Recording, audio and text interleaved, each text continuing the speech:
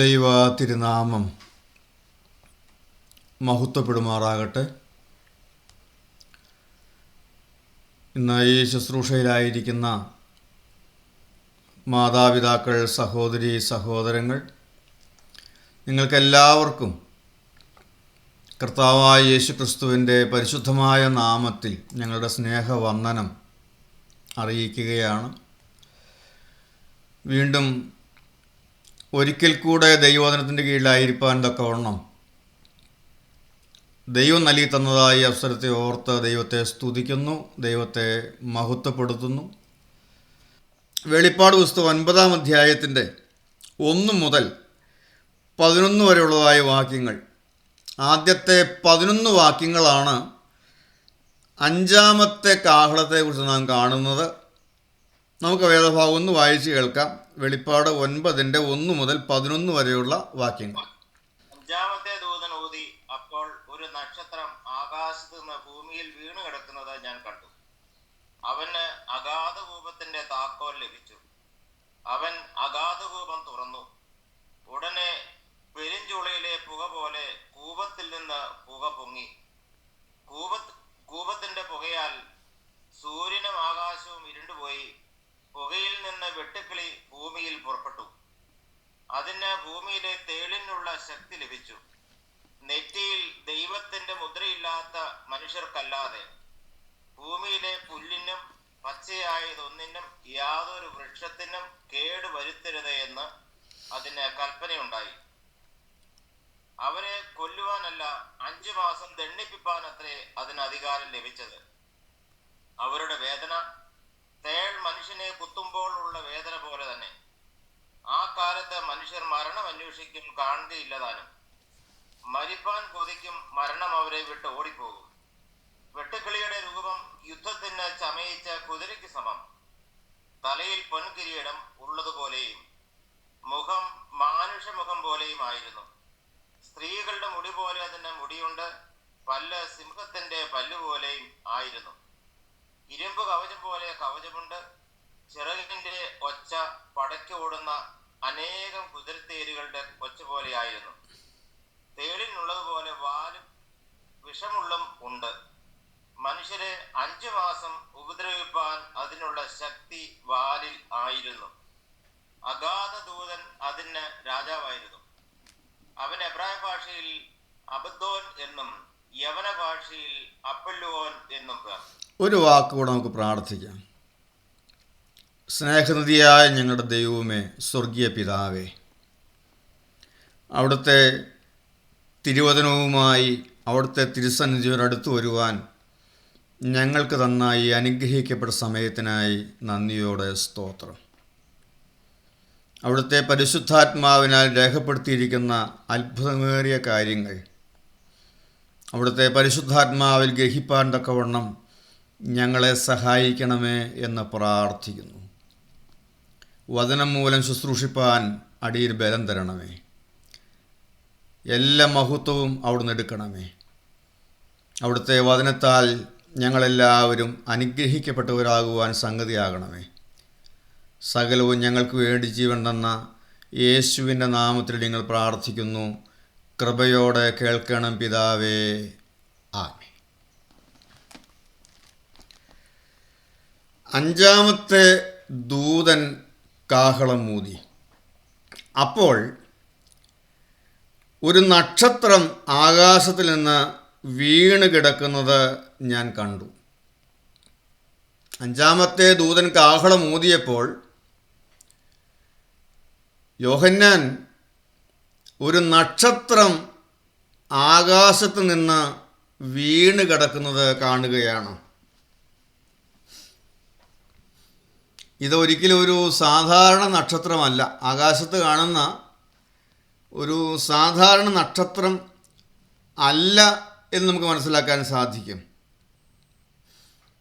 ഒരു പക്ഷേ ദൈവത്തിൻ്റെ ന്യായവിധി നടപ്പാക്കുവാനായി അയക്കപ്പെട്ട ഒരു ദൂതനായിരിക്കാം ഇത്. ഇനിയുള്ളതായ ന്യായവിധി, ഈ കാഹളങ്ങൾ ഊതുമ്പോഴെല്ലാം ദൈവത്തിൻ്റെ ന്യായവിധിയാണ് പകരപ്പെടുന്നത്. ഇനിയുള്ളതായ ന്യായവിധി നടപ്പാക്കാനായി അയക്കപ്പെട്ട ദൂതനായിരിക്കാം എന്ന് നമുക്ക് ചിന്തിക്കാം. കാരണം ആ നക്ഷത്രത്തിന് അഗാധകൂപത്തിൻ്റെ താക്കോൽ കൊടുക്കുകയും ആ ദൂതൻ അഗാധകൂപം തുറക്കുകയും ചെയ്യുന്നു. ഈ താക്കോൽ കൊടുത്തു എന്ന് പറയുമ്പോൾ അവൻ ദൈവത്തിൻ്റെ അനുമതിയോടെയാണ് ഇതെല്ലാം പ്രവർത്തിക്കുന്നതെന്ന് നമുക്ക് മനസ്സിലാക്കാൻ സാധിക്കും.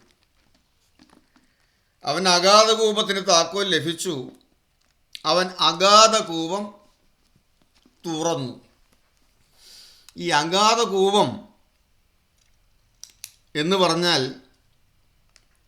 എന്താണ്? നാം ഒരിക്കൽ ആ വിഷയം ചിന്തിച്ചെന്നാണ് എൻ്റെ ഓർമ്മ.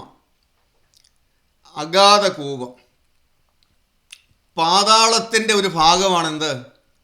അഗാധ കൂപം. ഈ പാതാളത്തിന് 5 ഭാഗങ്ങളാണുള്ളത്. 5 ഭാഗങ്ങൾ, 5 തട്ടുകൾ, 5 സ്ഥലങ്ങൾ ആണ് പാതാളത്തിലുള്ളത്. 5 സ്ഥലങ്ങളാണ് പാതാളത്തിലുള്ളത്. നമ്മൾ ബൈബിളിൽ കാണുന്നത് ഏതൊക്കെയാണ് എന്ന് പറയാൻ പറ്റുമോ? ഒരു ബഹുനില കെട്ടിടം നാം സങ്കല്പിച്ചു കഴിഞ്ഞാൽ 5 നിലകളുള്ള ഒരു കെട്ടിടം പോലെയാണ് പാതാളം. 5 ഭാഗങ്ങളാണുള്ളത്. ഏതെല്ലാമാണ്? അറിയാവുന്നതെന്ന് പറയാമോ? പാതാളത്തിൻ്റെ 5 ഭാഗങ്ങൾ. മൈക്ക് അൺമ്യൂട്ട് ചെയ്ത് പറഞ്ഞു. നിങ്ങൾ കൂടി ഒന്ന് സജീവരാകാൻ വേണ്ടിയിട്ടാണ് നമ്മുടെ ബൈബിൾ ക്ലാസ്. അതാണ് വീഡിയോ ഓൺ ആക്കണമെന്ന് പറഞ്ഞത്. നമുക്ക് എല്ലാവർക്കും കൂടി ഈ ക്ലാസ് മുന്നോട്ട് കൊണ്ടുപോകണം. ഏതെല്ലാമാണ്? അറിയാവുന്നവർക്കും അറിയാം.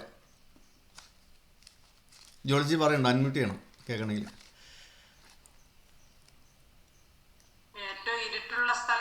ഉവ്വ, ഏറ്റവും പുറത്തെ ഇരുട്ടെന്ന് പറയുന്നൊരു ഭാഗമുണ്ട്. എനിക്കാണ് മരണാനന്തരാവസ്ഥയെക്കുറിച്ച് നമ്മൾ ചിന്തിച്ചായിരുന്നില്ല കുറേ നാൾ.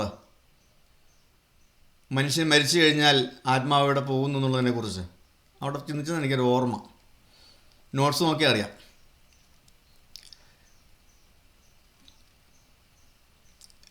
ലൂക്കോസിൻ്റെ സുവിശേഷം 16-ാം അധ്യായത്തിൽ ധനവാന്റെയും ലാസറിൻ്റെയും കാര്യം കർത്താവ് പഠിപ്പിക്കുന്നുണ്ട്. അവിടെ 3 ഭാഗങ്ങളെക്കുറിച്ച് കാണുന്നുണ്ട്. 3 ഭാഗങ്ങൾ ഏതെല്ലാമാണ്? അല്പം കൂടെ നിങ്ങൾക്ക് മനസ്സിലാകും. ധനവാന്റെയും ലാസറിൻ്റെയും കാര്യം കർത്താവ് പറഞ്ഞ് പഠിപ്പിക്കുമ്പോൾ പാതാളത്തിലെ 3 സ്ഥലങ്ങളുടെ പേരവിടെ കാണുന്നുണ്ട്. ഏതൊക്കെയാ? ധനവാന്റെയും. ലീനോ ടീച്ചർ അൺമ്യൂട്ട് ചെയ്ത് പറഞ്ഞു.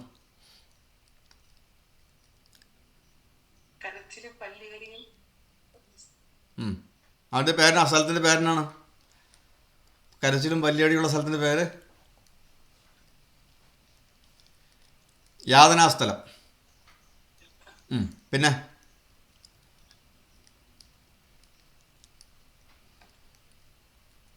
അവിടെ അബ്രഹാമിൻ്റെ മടി എന്നൊരു പേരില്ലേ? അബ്രഹാമിൻ്റെ മടി എന്നൊരു സ്ഥലമുണ്ട്. പിന്നെ യാതനാസ്ഥലമുണ്ട്. അതിൻ്റെ ഇടയ്ക്ക് ഒരു സ്ഥലമുണ്ടല്ലോ, എനിക്കും നിനക്കും ഇടയ്ക്ക് എന്തുണ്ടെന്നാണ് പറയുന്നത്? ഞങ്ങൾക്ക് നിങ്ങൾക്ക് ഇടയിൽ എന്തുണ്ട്? വലിയൊരു പിളർപ്പ്. അപ്പോൾ 3 സ്ഥലത്തിൻ്റെ പേരായി. ഏറ്റവും മുകളിലുള്ള സ്ഥലം അബ്രഹാമിൻ്റെ മടി എന്ന് പറയും. അബ്രഹാമിൻ്റെ മടി പാതാള പറുദീസയാണത്. പറുദീസ. അബ്രഹാമിൻ്റെ മടി എന്ന് പറയുന്നത് വിശുദ്ധന്മാരുടെ ആത്മാക്കൾ.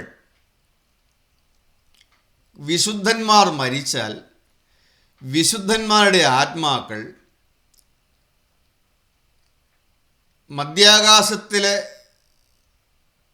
വരവ് വരെ, ക്രിസ്തു 2ാമത് മധ്യാകാശത്ത് മടങ്ങി വരുന്നത് വരെ, സഭയുടെ ഉൾപ്രാവണം അതുവരെയുള്ളതായ കാലം വിശുദ്ധന്മാരുടെ ആത്മാക്കൾ പാർക്കുന്ന സ്ഥലമാണ് ഏത്?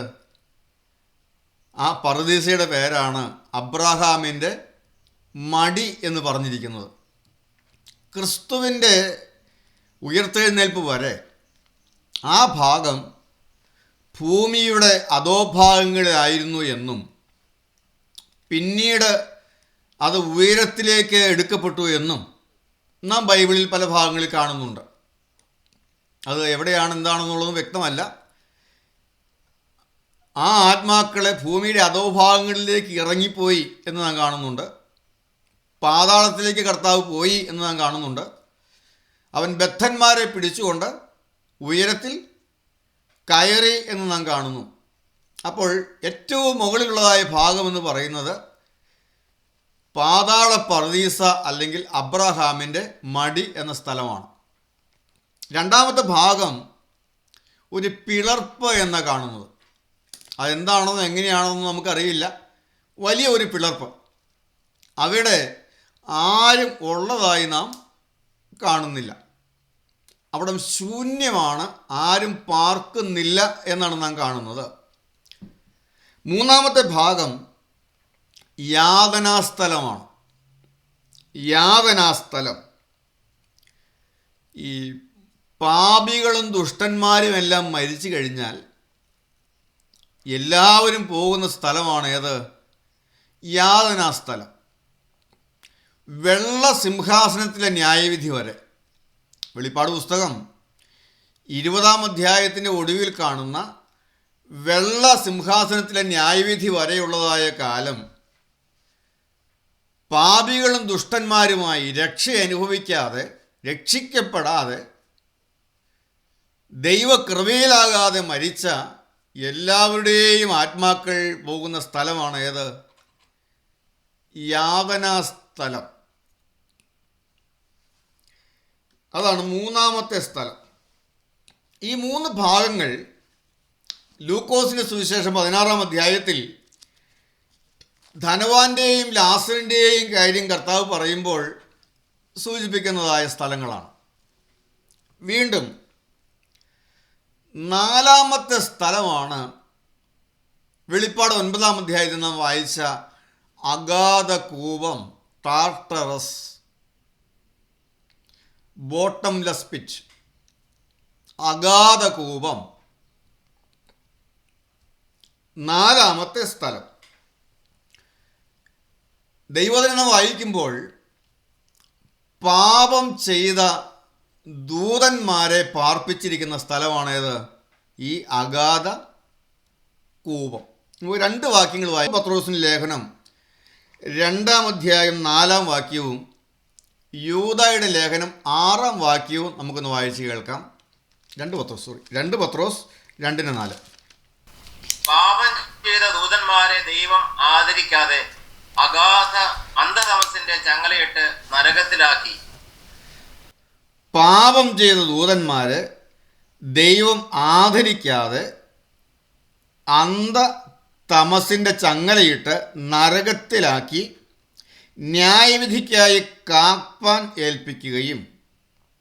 അവിടെ അന്ധതമസിൻ്റെ ചങ്ങലയിട്ട് നരകത്തിലാക്കി എന്ന് നാം കാണുന്നു. ഒരു നരകമാണത്. യാതനാസ്ഥലം അർത്ഥത്തിൽ, ഈ അഗാധകോപം അർത്ഥത്തിലൊരു നരകമാണ്. പിശാചിന് അവൻ്റെ ദൂതന്മാർക്കും വേണ്ടി ഒരുക്കിയിരിക്കുന്ന, അത് വേറൊരു ഭാഗമാണ്, അതിലേക്ക് വരാം. ഒരു നരകമാണത്. യൂദായുടെ ലേഖനം 6-ാം വാക്യം. തങ്ങളുടെ വാഴ്ച കാത്തുകൊള്ളാതെ സ്വന്തം വാസസ്ഥലം വിട്ടുപോയ ദൂതന്മാരെ മഹാദിവസത്തിന്റെ വിധിക്കായി എന്നേക്കുമുള്ള ചങ്ങലയിട്ട് അന്ധകാരത്തിന് കീഴിൽ സൂക്ഷിച്ചിരിക്കുന്നു. അവിടെ പറഞ്ഞിരിക്കുന്നത് അന്ധകാരത്തിൻ്റെ കീഴിൽ സൂക്ഷിച്ചിരിക്കുന്നു എന്നാണ് അവിടെ പറയുന്നത്. അതും ഈ അഗാധ കൂപമാണ്. വെളിപ്പാട് 20:1. അനന്തരം ഒരു ദൂതൻ അഗാധത്തിന്റെ താക്കോലും ഒരു വലിയ ചങ്ങലയും കയ്യിൽ പിടിച്ചുകൊണ്ട് സ്വർഗത്തിൽ നിന്ന് ഇറങ്ങുന്നത് ഞാൻ കണ്ടു. അഗാധത്തിന്റെ താക്കോല്. അപ്പോൾ നമുക്ക് മനസ്സിലാക്കാൻ കഴിയുന്നത് പാപം ചെയ്ത ദൂതന്മാരെ ദൈവം ഇവിടെയാണ് പാർപ്പിച്ചിരിക്കുന്നത്. നമ്മളുടെ ഈ ക്ലാസ് ആരംഭിച്ച ആ സമയത്ത് നമ്മൾ ആ വിഷയങ്ങൾ ഇച്ചിരി വിശദമായി നാം ചിന്തിച്ചതാണ്. പാപം ചെയ്ത ദൂതന്മാരെ പാർപ്പിച്ചിരിക്കുന്നു. ദൈവം അനാദികാല നിത്യതയിലായിരുന്ന ദൈവത്തിൻ്റെ ഉള്ളിൽ ഒരു പ്ലാൻ, ഒരു പദ്ധതി, മനുഷ്യനെ സൃഷ്ടിക്കുക എന്നുള്ളത്. ദൈവത്തിൻ്റെ അനാദി നിർണയപ്രകാരം, അനാദികാലത്ത് ദൈവത്തിൻ്റെ ഉള്ളിൽ വന്നതായ നിർണയമാണ് അനാദി നിർണയം എന്ന് അപ്പോസ്തലൻ ലേഖനത്തിൽ പറയുന്നത്. അനാദി നിർണയപ്രകാരം മനുഷ്യനെ സൃഷ്ടിക്കുവാനായിട്ട് ദൈവം ഒരു നിർണയം, പ്ലാൻ, പദ്ധതി, ഒരു പ്രൊജക്റ്റ്. അങ്ങനെ മനുഷ്യനെ സൃഷ്ടിക്കുന്നതിന് മുൻപ് മനുഷ്യനെ സേവിക്കുന്നതിന് വേണ്ടി സേവകാത്മാക്കളായി ദൈവം ദൂതന്മാരെ സൃഷ്ടിക്കുന്നു. ഇപ്പോൾ നമ്മളൊരു വീട് പണിയുന്നെങ്കിൽ വീട് പണിയുന്നതിന് മുമ്പ് കിണർ കുഴിക്കൂല്ലേ? എന്തിനു വേണ്ടിയിട്ടാണ്? നമ്മൾ വീട്ടിൽ താമസിക്കുമ്പോൾ വെള്ളം കുടിക്കാനില്ല. അതുപോലെ മനുഷ്യനെ സൃഷ്ടിക്കാനുള്ള ഒരു പ്രൊജക്റ്റ്, ഒരു പദ്ധതി, ഒരു നിർണയം ദൈവത്തിൻ്റെ ഉള്ളിലുണ്ടായി. ആ നിർണയത്തിന് അനാദി നിർണയം എന്ന് പേര് പറയുന്നു. അങ്ങനെ ദൈവം മാലാഖമാരെ സൃഷ്ടിച്ചു. മാലാഖമാർ അനേക വൃന്ദം മാലാഖമാരുണ്ടായിരുന്നു. അതിൽ ലൂസിഫറും കൂട്ടരും ദൈവത്തോട് മത്സരിക്കുന്നു. യെഹെസ്കേൽ 28 നാം കാണുന്നുണ്ട്. ലൂസിഫറും കൂട്ടരും ദൈവത്തോട് മത്സരിക്കുന്നു. ദൈവം അവരെ വെട്ടി ദൈവമാക്കിയിരിക്കുന്ന സ്ഥാനത്തു നിന്നും അവരെ നീക്കിക്കളയുന്നു. അങ്ങനെ വീണുപോയ ദൂതന്മാരെ പാർപ്പിക്കുവാനായിട്ടാണ് ദൈവം ഭൂമിയെ സൃഷ്ടിക്കുന്നത്. ദൈവോത്രന്മാർ, ഇയ്യോബിൻ്റെ പുസ്തകത്തിലൊക്കെ വാക്യം വായിച്ചതാണ്. ദൈവോത്രന്മാർ ദൈവസന്നിധിയിൽ ഘോഷിച്ച് ആർക്കുമ്പോൾ അവൻ ഭൂമിക്ക് അടിസ്ഥാനമിട്ടു. അങ്ങനെ ആ മാലാഖമാരെ, ആ വീണുപോയ ദൂതന്മാർ, ലൂസിഫറിൻ്റെയും കൂട്ടരെയും ദൈവം ഭൂമിക്ക് അടിസ്ഥാനമിട്ട് ഭൂമിയെ സൃഷ്ടിച്ച് ഭൂമിയിൽ പാർപ്പിക്കുന്നു. കോടാനുകോടി വർഷങ്ങൾ, എത്രയെന്ന് നമുക്കറിയില്ല, കോടാനുകോടി വർഷങ്ങൾ ലൂസിഫറും കൂട്ടരും പാർത്ത സ്ഥലമായിരുന്നു ഏത്? ഈ ഭൂമി. അന്ന് അവൻ്റെ പണികളെല്ലാം ഇന്ന് പല സ്ഥലങ്ങളിൽ നിന്നും ഭൂഗർഭങ്ങളിൽ നിന്നുമൊക്കെ അനേക നിലകളുടെ കെട്ടിടങ്ങളുടെ അവശിഷ്ടങ്ങൾ തൊട്ട്, അതുപോലെ തന്നെ വലിയ ഭീമാകാരമായ ജീവികൾ, ഡീനോസോറുകൾ പോലെയുള്ളതായ ജീവികൾ, അവയുടെയെല്ലാം ഫോസിലുകളെല്ലാം ഇന്നും ശാസ്ത്രം കണ്ടുപിടിച്ചുകൊണ്ടിരിക്കുന്നു. റോമലേഖനത്തിൽ വായിക്കുന്നത് പോലെ ഇതെല്ലാം ദൈവം അടയാളങ്ങളായി സൂക്ഷിച്ചിരിക്കുന്നു. എന്നാൽ ഭൂമിയിലും അവർ ദൈവത്തോട് പാപം ചെയ്തപ്പോൾ ദൈവം അവരെ ഭൂമിയിൽ നിന്ന് മാറ്റുന്നു. ദൈവം അവരെ ഭൂമിയിൽ നിന്ന് മാറ്റി ഭൂമിയെ ഒരു സ്ഥലത്തേക്ക്, 114 സംഗീതത്തിൽ വായിക്കുന്ന പോലെ ഒരു അജ്ഞാത സ്ഥലത്തേക്ക് ഭൂമിയെ ദൈവം മാറ്റുകയും ഈ ദൂതന്മാരിൽ ഒരു കൂട്ടരെ ആകാശത്തിൻ്റെ അധികാരികളായി ആകാശങ്ങളിൽ പാർപ്പിക്കുന്നു. ഏറ്റവും ഭീകരരായുള്ള ആളുകളെ, ഏറ്റവും ഭീകര സ്വഭാവമുള്ളവരെയാണ് ചങ്ങലക്കിട്ട് ഈ അന്ധകാരത്തിന് കീഴിൽ അഗാധ കൂപത്തിൽ പൂട്ടിവച്ചിരിക്കുന്നത്. ആകാശങ്ങളിൽ ആക്കിയിരിക്കുന്നത്, ചിലരെ ദൈവം നക്ഷത്രങ്ങളിൽ പാർപ്പിച്ചിരിക്കുന്നു. ഇങ്ങനെ ആക്കിയിരിക്കുന്നു. ഭൂമിയെ ദൈവം ന്യായം വിധിച്ച് ഏതോ ഒരു അജ്ഞാത സ്ഥലം, ദൈവം അതിനുവേണ്ടി ഒരുക്കിയിരിക്കുന്ന സ്ഥലത്തേക്ക് അത് വാങ്ങിപ്പോയി എന്നാണ് നാം സംഗീതത്തിൽ വായിക്കുന്നത്. ദൈവം അതിനുവേണ്ടി ഒരുക്കിയിരിക്കുന്ന സ്ഥലത്തേക്ക് അത് വാങ്ങിപ്പോയി. അങ്ങനെ ആ ഭൂമി ഉൽപ്പത്തി പുസ്തകത്തിൽ നാം കാണുമ്പോൾ, ആദിയിൽ കാണുമ്പോൾ, ആഴത്തിന്മീതെ ഇരുളുണ്ടായിരുന്നു, വെള്ളത്തിന്മീതെ ദൈവത്തിൻ്റെ ആത്മാവ് പരിവർത്തിച്ചിരിക്കുന്നു എന്ന് പറഞ്ഞിരിക്കുന്നത് പോലെ വെള്ളം കൊണ്ട് മൂടി ഇരുട്ടിൽ ആക്കപ്പെട്ട, ഇരുട്ടുകൊണ്ട് കവർ ചെയ്യപ്പെട്ട, ഇരുട്ടിൽ ആക്കപ്പെട്ട് കിടക്കുന്നതായ ഭൂമിയെ ദൈവം വീണ്ടെടുത്ത് വീണ്ടെടുക്കപ്പെട്ട ഭൂമിയിലെ സൃഷ്ടിപ്പാണ് ഉൽപ്പത്തി പുസ്തകം 1-ാം അധ്യായത്തിൽ ആദ്യ വാക്യങ്ങളിൽ നാം വായിക്കുന്നത്. ആദിയിൽ ദൈവം ആകാശവും ഭൂമിയും സൃഷ്ടിച്ചു. ആ ഭൂമി പാഴായും ശൂന്യമായും തീർന്നു. ലൂസിഫറിൻ്റെ പാപത്താൽ ആ ഭൂമി പാഴായും ശൂന്യമായും തീർന്ന് ആഴത്തിൽ വെള്ളം കൊണ്ട് മൂടി ഇരുട്ടിൽ ദൈവം അതിനുവേണ്ടി ആക്കിയിരുന്ന സ്ഥാനത്തേക്ക് വാങ്ങിപ്പോയി. ആ ഭൂമിയെയാണ് ദൈവം വീണ്ടെടുത്ത് ഇന്ന് ആ ഭൂമി ആയിരിക്കുന്ന അതിൻ്റെ ഭ്രമണപഥത്തിൽ ആക്കുകയും ദിനരാത്രങ്ങളെല്ലാം ഉള്ള ഇന്നത്തെ ആ ഭൂമിയുടെ ഈ സൗരയൂഥത്തിൽ കൊണ്ടുവന്ന് ഇപ്പോഴായിരിക്കുന്ന ഭ്രമണപഥത്തിൽ ദൈവം ആക്കിയ ആ കാര്യമാണ് ഉൽപ്പത്തി 1-ാം അധ്യായത്തിൽ നാം കാണുന്നത്. ആ ഭൂമിയിലെ സൃഷ്ടിപ്പ്. ഞാനിത് പറഞ്ഞുകൊണ്ട് വന്നത് നിങ്ങൾക്ക് അന്നത്തെ ആ ക്ലാസ്സിൽ ഉണ്ടായിരുന്നവർക്ക് ഏതാണ്ട് മനസ്സിലായി കാണും.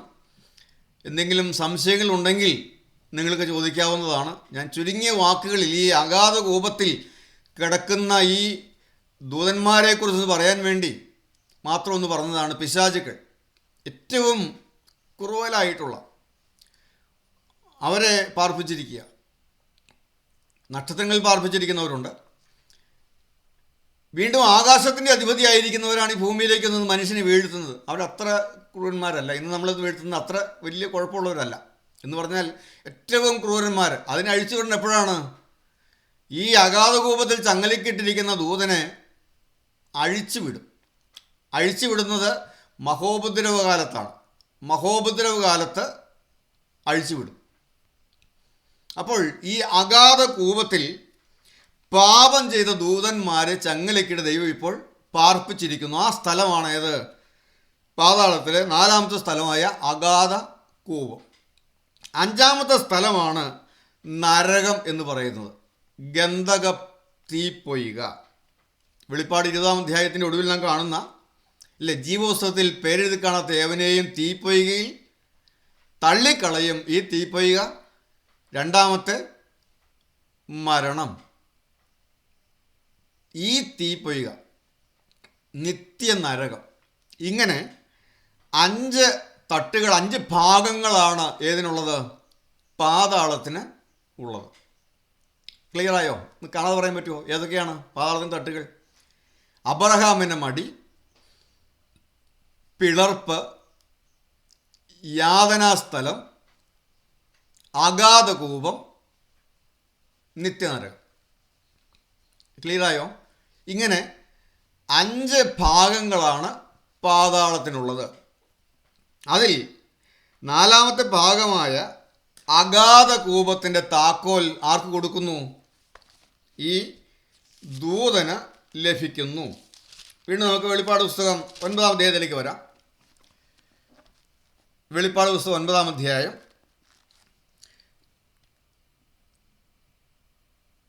അവന് അഗാധകൂപത്തിൻ്റെ താക്കോൽ ലഭിച്ചു. അവൻ അഗാധകൂപം തുറന്നു. ഉടനെ പെരുഞ്ചൂളയിലെ പുക പോലെ കൂപത്തിൽ നിന്ന് പുക പൊങ്ങി. കൂപത്തിൻ്റെ പുകയാൽ സൂര്യനും ആകാശവും ഇരുണ്ടുപോയി. എന്ന് വെച്ചാൽ ഈ കൂപത്തിൻ്റെ പുക, അഗാധകൂപം തുറന്നപ്പോൾ കൂപത്തിൽ നിന്നും പുക മുകളിലേക്ക് വന്നിട്ട് മുഴുവനും മൂടുന്നു. ആകാശവും മുഴുവൻ ആ പുകയാൽ സൂര്യനും ആകാശവും എല്ലാം ഇരുണ്ടു പോകത്തക്കവണ്ണം പുകയങ്ങ് മൂടുന്നു. വീണ്ടും ആ പുകയിൽ നിന്ന് വെട്ടുക്കിളി ഭൂമിയിൽ പുറപ്പെട്ടു. ആ പുകയിൽ നിന്ന് പുറപ്പെട്ട വെട്ടുക്കിളിയും ആ വെട്ടുക്കിളിയുടെ ഉപദ്രവവും ആ വെട്ടുക്കിളിയുടെ രൂപവുമെല്ലാമാണ് കേട്ടു വായിക്കുമ്പോൾ നാം കാണുന്നത്. എന്തെല്ലാമാണ് പറഞ്ഞിരിക്കുന്നത്? പുകയിൽ നിന്ന് വെട്ടുക്കിളി ഭൂമിയിൽ പുറപ്പെട്ടു. അതിന് ഭൂമിയിലെ തേളിനുള്ള ശക്തി ലഭിച്ചു. നെറ്റിയിൽ ദൈവത്തിൻ്റെ മുദ്രയില്ലാത്ത മനുഷ്യക്കല്ലാതെ ഭൂമിയിലെ പുല്ലിനും പച്ചയായതൊന്നിനും യാതൊരു വൃക്ഷത്തിനും കേടുവരുത്തരുത് എന്ന് അതിന് കൽപ്പനയുണ്ടായി. എന്ന് പറഞ്ഞു കഴിഞ്ഞാൽ മനുഷ്യൻ നരകിക്കും. ബിസിനസ്സൊക്കെ നന്നായിട്ട് നടക്കും, കൃഷിയൊക്കെ നന്നായിട്ട് വിളയും, നല്ല അഭിവൃദ്ധി ഉണ്ടാകും, ഭൗതികമായിട്ടൊക്കെ നല്ല സമ്പൽ സമൃദ്ധിയും, പച്ചയ്ക്കൊന്നും ഒരു കേടുമില്ല, ഒരു ദോഷം വരികയില്ല. പക്ഷെ മനുഷ്യൻ മരണം ആഗ്രഹിക്കും. സമ്പത്തിന് കുഴപ്പമില്ല, ബിസിനസ്സൊക്കെ നല്ല ലാഭമായിരിക്കും, അഭിവൃദ്ധിയായിരിക്കും, സാങ്കേതിക രംഗങ്ങളൊക്കെ ഏറ്റവും അഭിവൃദ്ധി പ്രാപിക്കും, ഭൗതികമായ രംഗങ്ങളെല്ലാം ഏറ്റവും നല്ല രീതിയിലായിരിക്കും. പക്ഷേ മനുഷ്യൻ്റെ ഉള്ളിൽ വേദനയാണ്. ചത്താൽ മതി. മരണം ഏറ്റവും വലിയ ആഗ്രഹം, ഒന്ന് ചത്ത് കിട്ടിയാൽ എന്നാണ് അവൻ ആഗ്രഹിക്കുന്നത്. അത് പണമില്ലാത്തതുകൊണ്ടല്ല, വേറെ ഒന്നുമില്ലാത്തതുകൊണ്ടല്ല, എല്ലാം ഉണ്ട് ഇല്ലേ. അതിന് അധികാരം 5 മാസം മനുഷ്യനെ ദണ്ഡിപ്പിക്കാനുള്ള അധികാരം.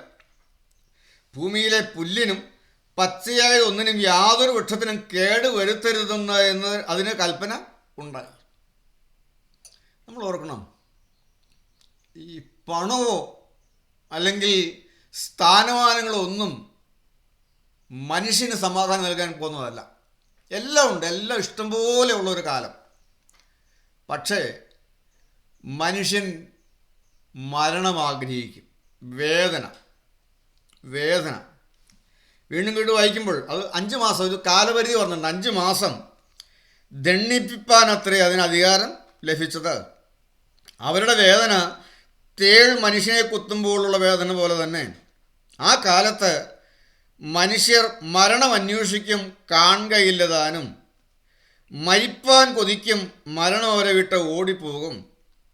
വെട്ടുക്കിളിയുടെ രൂപം യുദ്ധത്തിന് ചമയിച്ച കുതിരയ്ക്ക് സമം. തലയിൽ പൊൻകിരീടമുള്ളതുപോലെയും മുഖം മാനുഷമുഖം പോലെയും ആയിരുന്നു. സ്ത്രീകളുടെ മുടി പോലെ അതിന് മുടിയുണ്ട്. പല്ല് സിംഹത്തിൻ്റെ പല്ല് പോലെയായിരുന്നു. ഇരുമ്പ് കവചം പോലെ കവചമുണ്ട്. ചിറകിൻ്റെ ഒച്ച പടയ്ക്ക് ഓടുന്ന അനേകം കുതിരത്തേരുകളുടെ ഒച്ച പോലെയായിരുന്നു. തേളിനുള്ളതുപോലെ വാലും വിഷമുള്ളുമുണ്ട്. മനുഷ്യരെ 5 മാസം ഉപദ്രവിപ്പാൻ അതിനുള്ള ശക്തി വാലിൽ ആയിരുന്നു. അഗാധകൂപത്തിൽ അഗാധദൂതൻ അതിന് രാജാവായിരുന്നു.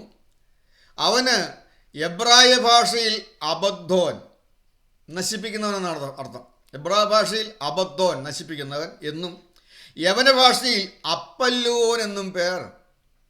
നാശകൻ,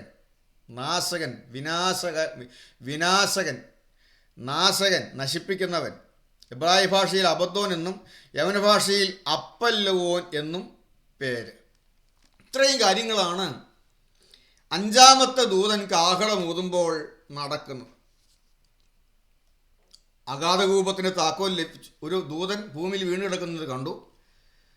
അത് നമ്മുടെ മനസ്സിലങ്ങ് ആ ചിത്രം അങ്ങ് പതിഞ്ഞിരിക്കണം. ആ ദൂതന് അഗാധകൂപത്തിന് താക്കോൽ ലഭിച്ചു. അഗാധകൂപം തുറന്നു. കൂപത്തിൽ നിന്ന് പുക, പെരുഞ്ചൂളയിലെ പുക പോലെ പുക പുറപ്പെട്ടു. ആ പുക കൊണ്ട് സൂര്യനും ആകാശം മുഴുവൻ അങ്ങ് മൂടി നിറഞ്ഞു. ആ ജീവിക്ക് 5 മാസത്തേക്ക് മനുഷ്യരെ ദണ്ഡിപ്പിക്കുവാനുള്ള അധികാരം ലഭിച്ചു. എല്ലാവരും ദണ്ഡിപ്പിക്കുകയില്ല. നെറ്റിയിൽ മുദ്രയില്ലാത്ത മനുഷ്യരെ അത് കൊത്തുന്നു. അപ്പോൾ ഈ സമ്പത്തും സമൃദ്ധിയും ആ സ്ഥാനമാനങ്ങളും ഉയർച്ചയും ഒക്കെ ധാരാളമായി ലഭിക്കുമ്പോഴും ആരാ വേദനിക്കുന്നത്? ദൈവത്തിൻ്റെ മുദ്രയില്ലാത്ത മനുഷ്യർക്കേ കുഴപ്പമുള്ളൂ, അല്ലേ? ഈ ദൈവത്തിൻ്റെ മുദ്ര ഏൽക്കുക എന്ന് പറഞ്ഞാൽ, ഞാനതിൻ്റെ മറ്റു വാക്കുകളോട് വായിച്ചപ്പോൾ സമയമെടുക്കുന്നില്ല. മുദ്ര ഏൽക്കാൻ എന്താ ചെയ്യേണ്ടത്, നെടുവീർപ്പിട്ട് അങ്ങനെ ഒത്തിരി കാര്യങ്ങളൊക്കെ ബൈബിളിൽ പറയുന്നുണ്ട്. അതൊക്കെ നമുക്ക് അറിയാവുന്നതായ കാര്യങ്ങൾ തന്നെയാണ്. മുദ്ര ഏൽക്കുക എന്ന് പറഞ്ഞാൽ ദൈവത്തിനായിട്ട് അങ്ങ് വേർതിരിക്കുക എന്നുള്ളതാണ്, ഇല്ലേ? അങ്ങ് അടയാളമിട്ട് വേർതിരിക്കുന്നത് പോലെ. പണ്ട് കാലത്തൊക്കെ നമ്മൾ എന്തെങ്കിലുമൊക്കെ എണ്ണുമ്പോൾ അതിനകത്ത് എന്തെങ്കിലുമൊക്കെ ചുണ്ണാമ്പ് കൂടൊക്കെ അടയാളമിട്ട് നമ്മൾ മാറ്റി വയ്ക്കും. അടയാളമിട്ട് നമ്മുടെ ആക്കി മാറ്റുന്നു എന്നുള്ളതുപോലെ ദൈവത്തിൻ്റെ വകയാക്കി വേർതിരിക്കുക എന്നാണ് അർത്ഥം. ഈ ദൈവത്തിൻ്റെ വകയായി വേർതിരിയപ്പെടുന്നവർക്ക് കഷ്ടത വന്നാലും സമൃദ്ധി വന്നാലും എന്തെല്ലാം വന്നാലും ഉള്ളിൽ സുഖമാണ്, ഉള്ളിൽ ആശ്വാസം. ഈ തേളുകുത്തുന്ന അന്നത്തെ ഒരു ഏറ്റവും വലിയ ഭയങ്കരമായ വേദന എന്ന് പറഞ്ഞ് മനസ്സിലാക്കാൻ വേണ്ടിയാണ് ഈ തേളുകുത്തുന്ന വേദന എന്ന് പറഞ്ഞിരിക്കുന്നത്. ഇല്ല, നിൽക്കാനും പാടില്ല, ഇരിക്കാനും പാടില്ല, നടക്കാനും പാടില്ല, കിടക്കാനും പാടില്ല എന്ന് പറഞ്ഞതുപോലെയുള്ള അതിവേദന, ഒരു സ്വസ്ഥതയുമില്ലാത്ത അവസ്ഥ. അയ്യോ ഭൂമിയിൽ മനുഷ്യർക്ക് സ്വസ്ഥതയില്ല എന്നൊക്കെ നമ്മൾ പാട്ട് പാടാറുണ്ടല്ലേ, നമ്മൾ പാടാറുണ്ട്. ഒരു സ്വസ്ഥതയുമില്ലാത്ത ഒരു കാലം 5 മാസം ദണ്ഡിപ്പിക്കും. ഈ മുദ്രയുള്ളവർക്ക് ഇന്നും അന്നും എന്നും ഉള്ളിലെന്താണ്? ഇവനും ദണ്ഡിപ്പിക്കാനുള്ള അധികാരമില്ലെന്ന്. ഈ ദൈവത്തിൻ്റെ മുദ്രയുള്ളവരെ ദണ്ഡിപ്പിക്കാൻ ആർക്ക് അധികാരമില്ല? പിശാചിന് അധികാരമില്ല. പിശാചിന് വേണമെങ്കിൽ നമ്മുടെ ആരോഗ്യത്തിൽ കൊത്താം, രോഗം വരുത്താം. ഞാൻ പറയട്ടെ, എനിക്ക് ക്യാൻസർ രോഗം വന്നപ്പോൾ, അന്ന് 2018 എനിക്ക് ക്യാൻസർ രോഗം വന്നപ്പോൾ എൻ്റെ ഉള്ളിൽ നല്ല സന്തോഷമായിരുന്നു.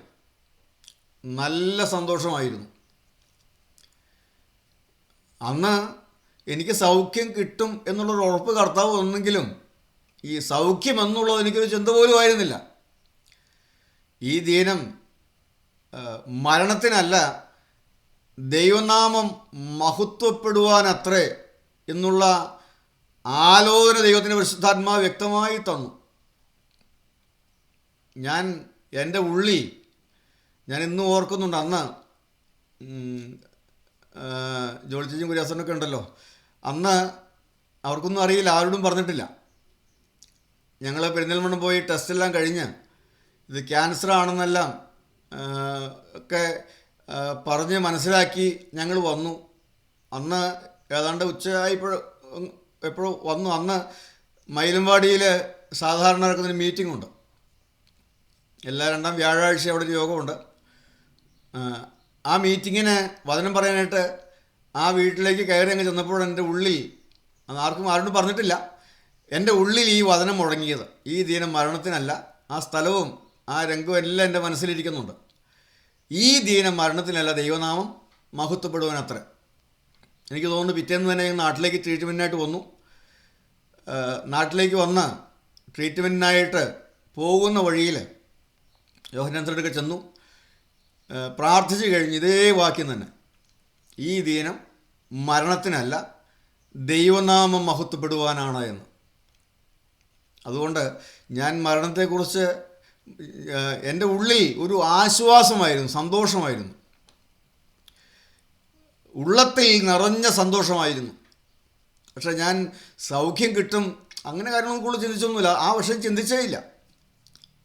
ഞാൻ പറഞ്ഞുകൊണ്ട് വന്നത്, മുദ്രയേറ്റവരെ തൊടാൻ ഈ വേദന അവരുടെ ഉള്ളത്തിൽ ഇന്നും ആനന്ദമാണ്. എന്തു വന്നാലും, ജീവിതത്തിൽ എന്തെല്ലാം സംഭവിച്ചാലും, കാരണം ഈ ദൈവകൃപ എന്ന് പറയുന്നത് സകല ബുദ്ധിയെയും കവിയുന്ന ദൈവസമാധാനം അതാണ് ദൈവം തരുന്നത്. അപ്പോൾ കർത്താവിന് വേണ്ടി ജീവിതം വേർതിരിച്ച ഒരു ദൈവത്തിനെ ദണ്ഡിപ്പിക്കാൻ, മരണം കൊതിക്കാൻ തക്കവണ്ണം ഈ ദൂതന് അധികാരമില്ലെന്ന്. ഈ അഗാധകൂപത്തിൻ്റെ അധിപന്, പിശാചിന് അധികാരം കൊടുത്തിട്ടില്ലാത്തതുകൊണ്ടാണ്. അവന് അധികാരം കൊടുത്തിട്ടില്ല. എന്ത് വേണം? ഞാനും നിങ്ങളും എല്ലാ കാലത്തും ഈ മുദ്രയുള്ളവരായി നിൽക്കണം. എല്ലാ കാലത്തും ക്രിസ്തുവിന് വേണ്ടി വേർതിരിഞ്ഞവരായി നിൽക്കണം. എവിടെ നിന്നാലും നാം ക്രിസ്തുവിന് വേണ്ടി വേർതിരിഞ്ഞവരായി നിന്നുകൊള്ളണം. അതാണ് പറഞ്ഞിരിക്കുന്നത്. ആ കാലത്തെ മനുഷ്യൻ മരണം അന്വേഷിക്കും. നെറ്റിയിൽ ദൈവത്തിന് മുദ്രയില്ലാത്ത മനുഷ്യർക്കല്ലാതെ ഭൂമിയിലെ പുല്ലിനും പച്ചയായതൊന്നിനും യാതൊരു വൃക്ഷത്തിനും കേടുവരുത്തരുത് എന്നും അതിന് കൽപ്പന ഉണ്ടായി. നെറ്റിയിൽ മുദ്രയില്ലാത്തവരെ ഉപദ്രവിക്കാനായിട്ട് ഈ ദൂതന് അധികാരമുള്ളൂ. ദൈവത്തിന് സ്തോത്രം. അതിവേദനയാൽ മനുഷ്യൻ മരണം ആഗ്രഹിക്കുന്നു. ഈ ജീവിയുടെ രൂപവും ഭാവവും പ്രവർത്തനങ്ങളുമെല്ലാം നമ്മൾ ചിന്തിക്കുമ്പോൾ, പഠിക്കുമ്പോൾ ഒരു മഹായുദ്ധത്തിൻ്റെ പ്രതീതിയാണ് ഉണ്ടാക്കുന്നത്. ഒരു മഹായുദ്ധത്തിൻ്റെ പ്രതീതി. അതിൻ്റെ 7-ാം വാക്യം വായിച്ച ഈ ജീവിയുടെ രൂപം യുദ്ധത്തിനെ ചമയിച്ച കുതിരയ്ക്ക് സമാനമെന്നാണ് കാണുന്നത്. അതിനു മുമ്പ് കൂപത്തിൽ നിന്ന് പുക പൊങ്ങി, കൂപത്തിൻ്റെ പുകയാൽ സൂര്യനും ആകാശവും എന്ന് വെച്ചാൽ മുഴുവനും മൂടത്തക്കവണ്ണം ഒരു പുക പൊങ്ങി അങ്ങ് നിറയുന്നു. ഒരു പക്ഷേ കോവിഡ് മഹാമാരി ആയിരിക്കുമോ ഈ പുക? ഭൂമിയിൽ മുഴുവനും എല്ലാം വന്ന് മൂടിയില്ലേ? ഇത് വരാത്ത ഒരു സ്ഥലമുണ്ടോ? എല്ലാ രാജ്യങ്ങളും എല്ലാ മനുഷ്യരെയും മൂടി. ഈ കോവിഡ് വരാത്തവരാരെങ്കിലും ഉണ്ടാകുമോ? അങ്ങനെ ഒരു ബാധ ഇല്ലേ? അപ്പോൾ നമ്മൾ ചിന്തിക്കണം, ഈ 5-ാമത്തെ കാഹളം ഊതിക്കഴിഞ്ഞോ എന്ന് നാം ചിന്തിക്കണം. ഊതിക്കഴിഞ്ഞോ?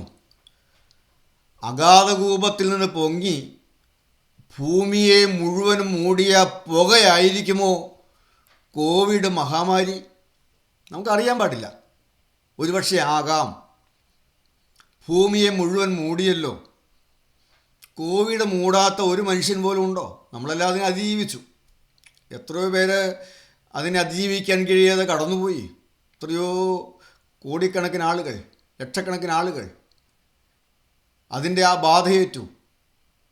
എല്ലായിടത്തും മൂടിയതായ ബാധ. കൂപത്തിലെ പുക മുഴുവൻ മൂടി, ഭൂതലം മുഴുവനും മൂടിപ്പെട്ടു.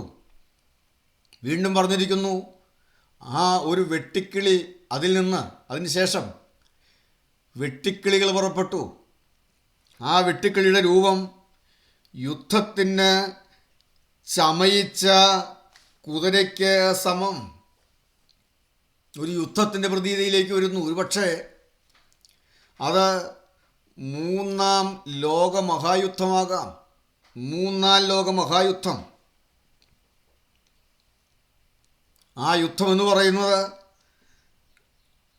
ഈ 5-ാമത്തെ കാഹളം ഊതുമ്പോൾ കാണുന്നതായ കാര്യങ്ങൾ 3-ാം ലോകമഹായുദ്ധത്തെയായിരിക്കുമോ കാണിക്കുന്നത്?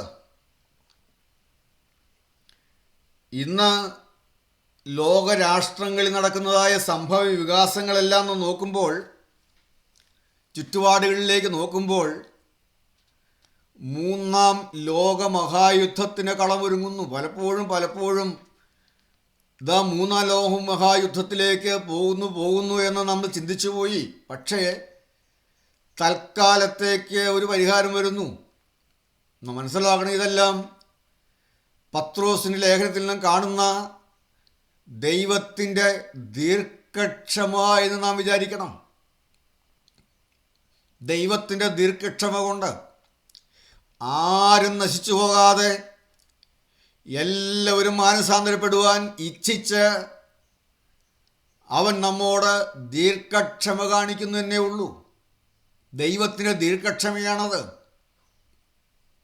ഇപ്പോൾ ഇസ്രായേൽ, US, ഇറാൻ ആക്രമണങ്ങൾ, ഇപ്പോൾ അതിനെല്ലാം ഒരു ശമനം വന്നിരിക്കുന്നു. ദൈവം ഒന്നുകൂടെ നമ്മോട് ദീർഘക്ഷമ കാണിക്കുവാൻ മനസ്സലിയുന്നു. റഷ്യ ഉക്രൈനെ ആക്രമിച്ചത് ഒരുപക്ഷെ 3-ാം ലോകമഹായുദ്ധത്തിലേക്ക് അത് മാറാമായിരുന്നു. അവിടെയും ദൈവം അല്പം കൂടെ ദീർഘക്ഷമ കാണിച്ചു. ദൈവത്തിൻ്റെ ദീർഘക്ഷമ എന്ന് വിചാരിപ്പീൻ. ദൈവം നമ്മോട് ദീർഘക്ഷമ കാണിക്കുന്നു. നാം നോക്കണം, ഈ യുദ്ധങ്ങളെന്ന് പറയുമ്പോൾ കഴിഞ്ഞ കാലങ്ങളിൽ നടന്ന യുദ്ധങ്ങളുണ്ട്, ഇനിയും നടക്കാൻ പോകുന്നതായ യുദ്ധങ്ങളുണ്ട്.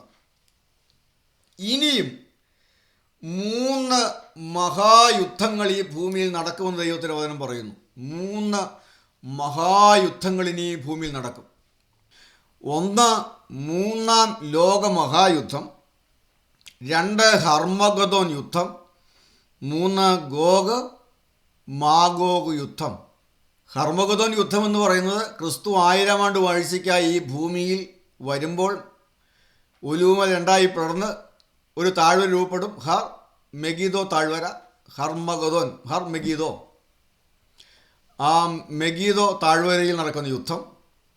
വീണ്ടും ഗോഗ് മാഗോ യുദ്ധം 1000 ആണ്ട് വാഴ്ചയ്ക്ക് ശേഷം ശത്രുവിനെ, ഈ അഗാധകൂപത്തിൽ അടച്ചിരിക്കുന്നവനെ അല്പകാലത്തേക്ക് അഴിച്ചുവിടുമ്പോൾ നടക്കുന്ന ഒരു യുദ്ധം. സകല ജാതികളെയും കർത്താവിനെതിരായി യുദ്ധത്തിനായിട്ട് കൂട്ടിവരുത്തും. അതാണ് ഗോഗ് മാഗോഗ് യുദ്ധം. അങ്ങനെ 3 മഹായുദ്ധങ്ങൾ ഇനിയും ഈ ഭൂമിയിൽ, ഈ ലോകത്ത് നടക്കാനായിട്ട് പോകുന്നു. ഈ യുദ്ധങ്ങളുടെ എല്ലാം, ഇനി നടക്കാൻ പോകുന്ന 3 മഹായുദ്ധങ്ങളുടെയും കേന്ദ്ര സ്ഥാനം പശ്ചിമേഷ്യയായിരിക്കും. അറബ് ഇസ്രായേൽ പ്രശ്നമായിരിക്കും യുദ്ധത്തിൻ്റെ കാരണം. നമ്മൾ നോക്കുമ്പോൾ ഇസ്രായേലിനെ തകർത്ത് കളയുവാൻ ഇസ്രായേലിനെ ചുറ്റും നടക്കുന്നതായ അറബ് രാഷ്ട്രങ്ങൾ എത്രയോ വർഷമായി ശ്രമിച്ചുകൊണ്ടിരിക്കുന്നു. ഈജിപ്റ്റ്, ഇസ്രായേലിനെ ചുറ്റും നടക്കുന്ന രാജ്യങ്ങൾ ഈജിപ്റ്റ്, യോർദാൻ, ലെബനോൻ, സിറിയ, ഇറാൻ, ടർക്കി ഇങ്ങനെയുള്ളതായ രാജ്യങ്ങൾ.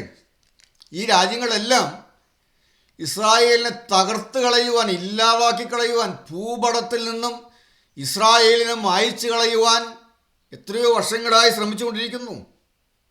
നാസറിൻ്റെ കാലം മുതൽ ഈജിപ്റ്റ് ഇസ്രായേലിനെ തകർത്ത് കളയുക എന്നുള്ള ഏക ലക്ഷ്യത്തോടെ നിൽക്കുന്നു.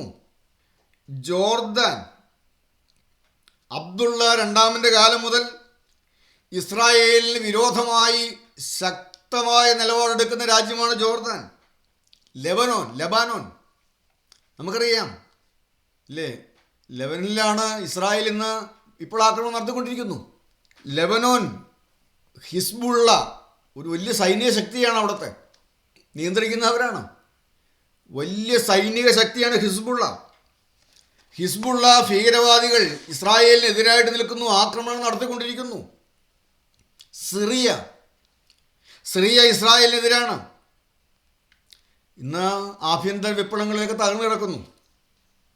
ഇറാൻ ഇസ്രായേലിനെ ഇല്ലാതെയാക്കാൻ ഇറങ്ങിത്തിരിച്ച രാജ്യമാണ് ഇറാൻ. അണുവായുധങ്ങളൊക്കെ ഉണ്ടാക്കിയിരിക്കുന്നു.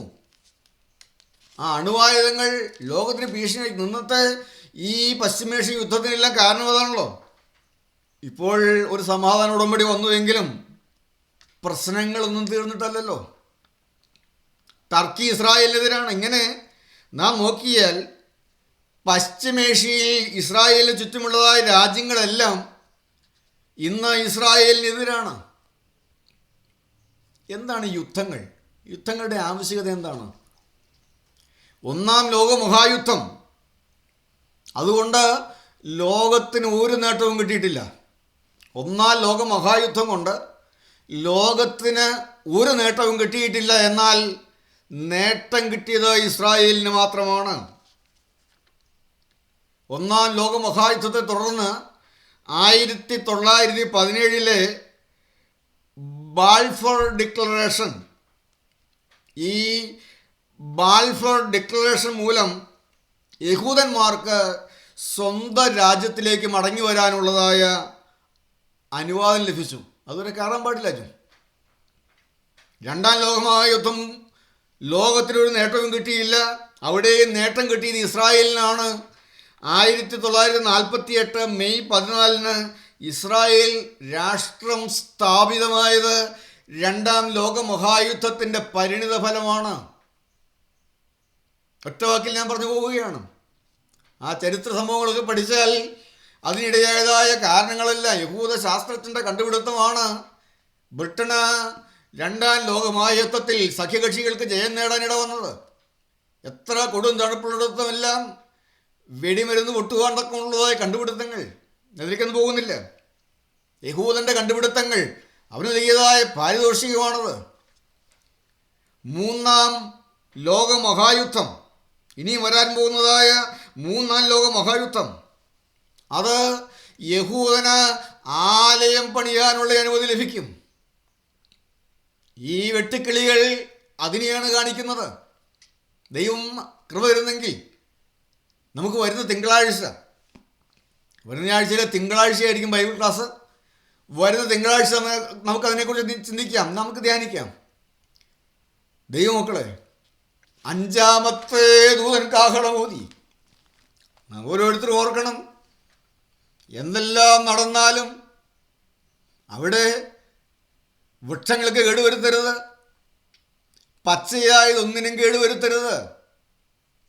ബിസിനസ് തകരില്ല. ഇപ്പോൾ ഈ പശ്ചിമേഷ്യയിൽ നടക്കുന്നതായ ഈ പ്രതികൂലങ്ങൾ ബിസിനസ്സുകളൊക്കെ തകർന്നില്ലേ? ഹോർമൂസ് ആ കടലിടുക്ക് അടച്ചതൊക്കെ എന്തെല്ലാം തകർച്ചകൾ വന്നു. എവിടെയെല്ലാം ദൂരവ്യാപകമായ പരിണിത ഫലങ്ങളാണ് ഉണ്ടായത്. എന്നാൽ ഈ ചൂളയിൽ നിന്ന് പുക പൊങ്ങുമ്പോൾ എതിർ ക്രിസ്തുവിൻ്റെ ഈ അബദോൻ, അപ്പല്ലൂവോൻ, നശിപ്പിക്കുന്നവൻ, നാശയോഗ്യൻ എന്നൊക്കെ പറയുന്നത് ആൻറ്റി ക്രൈസ്റ്റാണ്. ഒരധിപതി വരുമെന്ന്, ഒരധിപതി ഉയർന്നു വരുമെന്ന്. അന്ന് സമ്പത്തിനൊന്നും ഒരു കേടും വരികയില്ല, സമൃദ്ധിയായിരിക്കും. അന്ന് നല്ല ഭരണമായിരിക്കും കാഴ്ചവെക്കുന്നത്. എന്നാൽ ഉപദ്രവമുണ്ടാകും, തേളൂത്തുന്നതുപോലുള്ള വേദന. ഞാൻ പറയട്ടെ, മുദ്രയിട്ടവരെ തൊടാൻ അവന് അധികാരമില്ല. അന്നും ഇന്നും എല്ലാ കാലത്തും എന്തെല്ലാം വന്നാലും മുദ്രയേറ്റവരെ തൊടാനുള്ള അധികാരം ഈ അഗാധകൂപത്തിൻ്റെ അധിപതിക്കില്ല എന്ന് ദുഷ്ടപിശാചിന് കൊടുത്തിട്ടില്ല. വാക്കുകളെ നിർത്തട്ടെ. നാം ക്രിസ്തുവിന് വേണ്ടി വേർതിരിഞ്ഞുകൊള്ളുക. മുദ്രയേറ്റ് നമ്മെ വേർതിരിക്കുന്ന കാലമാണിന്ന്. മുദ്ര വെച്ച് വേർതിരിക്കുന്ന കാലമാണിത്. കുഞ്ഞാടിന്റെ തിരക്തത്താൽ അടയാളമിട്ട് വേർതിരിക്കുന്ന കാലമാണിത്. ആരുടെ മേൽ അടയാളം വീഴും? ജീവിതത്തിൽ വന്നുപോയ പാപത്തെ ഓർത്ത് കുരിശിൻ്റെ ചുവട്ടിൽ വന്ന്, യേശുവിൻ്റെ അരികിൽ വന്ന്, രക്ഷിതാവിൻ്റെ അരികിൽ വന്നുപോയ പാപത്തെ ഓർത്ത് കരയുന്ന എല്ലാവർക്കും ഇന്ന് ഈ മുദ്ര ലഭിക്കുന്നു. രാപ്പകൽ അനുതാപുകളിൽ കരുണ കാണിക്കുന്ന ദൈവം. മുദ്രയേൽക്കാൻ ഒറ്റക്കാര്യം മതി. പാപത്തെ ഓർത്ത് അനുദപിക്കുക, പാപത്തെ ഏറ്റുപറഞ്ഞ് ഉപേക്ഷിക്കുക, തലകളെ വണക്കാം, ക്രിസ്തുവിന് വേണ്ടി വേർതിരിയാം, യേശുവിൻ്റെ നാമത്തിൽ വേർതിരിയാം. കർത്താവിന് വേണ്ടി നമുക്ക് നമ്മുടെ ജീവിതത്തെ വേർതിരിച്ചു കൊടുക്കാം. കർത്താവേ, നീ ഞങ്ങളെ ആശ്വസിപ്പിക്കുന്ന ആശ്വാസങ്ങൾക്കായി ഞങ്ങൾ നിന്നെ സ്തുതിക്കുന്നു. അവിടുത്തെ പരിശുദ്ധമായ നാമത്തിൽ വേർതിരിച്ച് നിൽക്കുവാൻ, മുദ്രയേറ്റ് നിൽക്കുവാൻ, തിരക്തത്തിൻ്റെ അടയാളമിട്ട് നിൽക്കുവാൻ ഞങ്ങളെല്ലാവരെയും അവിടുന്ന് കൃപ തന്ന് സൂക്ഷിക്കണമേ എന്ന് പ്രാർത്ഥിക്കുന്നു. ഒരിക്കലും ഈ അടയാളമിട്ട് മാറിപ്പോകാൻ, രക്തത്തിൽ നകന്നു പോകുവാൻ, അങ്ങയിൽ നകന്നു പോകുവാൻ ഇടവരുത്തത് എന്ന് പ്രാർത്ഥിക്കുന്നു. എല്ലാ മഹത്വം എടുക്കണം. യേശുവിൻ്റെ നാമത്തിൽ പ്രാർത്ഥിക്കുന്നു. കൃപയോടെ കേൾക്കണം പിതാവേ. ആമേൻ.